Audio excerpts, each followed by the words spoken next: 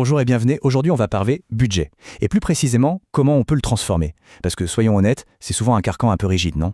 Eh bien, l'idée, c'est d'en faire un vrai outil de navigation dans un monde qui, on le sait, est de plus en plus imprévisible. Allez, on oublie la feuille de route qui vieillit mal et on passe en mode pilotage intelligent. Bon, petite question pour commencer. Une question qui pique un peu.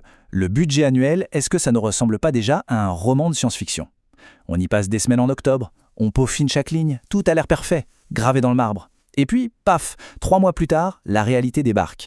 Un concurrent inattendu, une crise, un collaborateur clé qui s'en va, et voilà, ce super budget devient un document collector complètement déconnecté. Et c'est bien ça, le cœur du problème. C'est que trop souvent, on traite le budget comme un texte sacré, un truc intouchable. Et le résultat? On passe l'année à se justifier, à expliquer pourquoi on est hors budget, à s'excuser presque, au lieu de faire ce qu'on devrait vraiment faire, s'adapter. D'où cette métaphore, que je trouve très parlante. Un bon capitaine ne change pas de destination à chaque vague, mais il ajuste constamment ses voiles. C'est exactement ça. L'enjeu, ce n'est plus de suivre une carte qui date de l'année dernière, mais vraiment de piloter son navire en pleine tempête. Alors allons-y. Pourquoi est-ce que ce budget annuel traditionnel, ça coince si souvent? Pourquoi ça génère autant de frustration? Eh bien tout simplement parce qu'il nous enferme dans une illusion. L'illusion qu'on peut prédire ce qui va se passer dans 12 mois, alors que le monde, lui, il bouge toutes les 5 minutes. Franchement, faire un budget rigide pour toute une année, c'est comme si le 1er janvier, on choisissait toute sa garde-robe pour les 365 jours à venir. C'est complètement absurde, non? Et pourtant, c'est ce qu'on fait. Combien d'opportunités géniales sont refusées en plein mois de juillet sous prétexte que « Ah non, désolé, c'était pas prévu au budget ». Et là, la différence entre les deux approches, elle est juste énorme.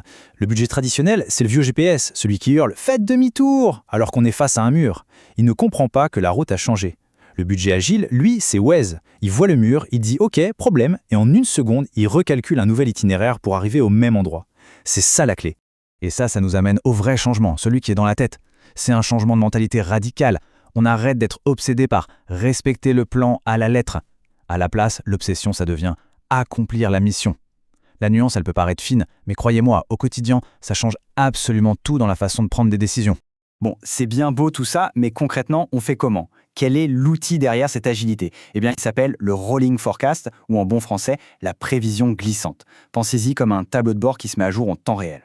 Le principe est à la fois simple et super puissant. Au lieu de la grande messe annuelle du budget, on réévalue la situation en permanence, tous les mois ou tous les trimestres. On regarde ce qu'on a dépensé, ce qu'on a gagné, mais surtout, on projette toujours les 12 prochains mois. On regarde devant, pas dans le rétroviseur. Fini d'attendre la fin de l'année pour réaliser qu'on est complètement à côté de la plaque. Et le cycle, il est simple, il tourne en boucle. 1. On évalue le passé récent. 2. On analyse le présent, le marché, nos réalités internes. 3. On prévoit les 12 prochains mois avec ces nouvelles données. Et 4. L'étape cruciale, on ajuste. Et c'est là que tout se joue. On ne voit plus le budget comme une liste de dépenses gravée dans la pierre, mais comme une série de paris stratégiques. Un pari fonctionne, super, on met plus de jetons. Un autre ne donne rien, pas de problème. On arrête tout de suite les frais et on réalloue l'argent là où il aura un vrai impact. Pour que ce soit bien clair, prenons un exemple concret. L'histoire de Marc. Ça illustre parfaitement comment cette approche peut débloquer une situation face à une opportunité qui tombe du ciel. On est en juin. Un salon professionnel hyper important est annoncé pour septembre. C'est 2 places to be. Le seul hic, c'est le coût, 20 000 €. Et bien sûr, dans le budget de Marc, la ligne salon et événements est à 0. Le manager classique, il aurait juste dit « tant pis, pas de budget ». Mais Marc, lui, il a une approche agile. Il ne vient pas mendier une rallonge. Non, il propose un arbitrage, une réallocation intelligente. Il dit « Ok, on a une campagne de pub à 25 000 € prévue en fin d'année, avec un retour sur investissement assez flou. Et si on l'annulait? Et si on utilisait 20 000 de cet argent pour financer ce salon, dont on estime que le ROI sera 3 fois plus élevé? Vous voyez la démarche? Il n'a pas demandé plus d'argent. Il a mieux utilisé l'argent qu'il avait déjà. Ce qu'il faut vraiment retenir de tout ça, au final, c'est que la budgétisation agile, c'est bien plus qu'une technique ou un outil. C'est avant tout un état d'esprit. C'est une question de culture, de leadership, et ça repose sur 2 qualités qui sont, à mon sens, devenues essentielles pour un leader aujourd'hui. Et ces 2 qualités, ce sont un peu comme des muscles qu'il faut entraîner. Le premier, c'est l'humilité d'admettre que, oui, les prévisions faites il y a 6 mois étaient fausses. C'est pas grave, c'est normal. Et le deuxième muscle, c'est le courage. Le courage de proposer un virage à 180 degrés quand la réalité a changé.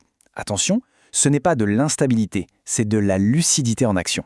En définitive, le budget ne devrait jamais être une excuse pour ne rien faire. La vraie question à se poser est donc la suivante. Est-ce que notre budget est un guide qui nous aide à avancer ou est-ce que c'est une prison qui nous empêche de bouger? La réponse à cette question, eh bien, elle détermine notre capacité à vraiment piloter au lieu de juste suivre une route toute tracée.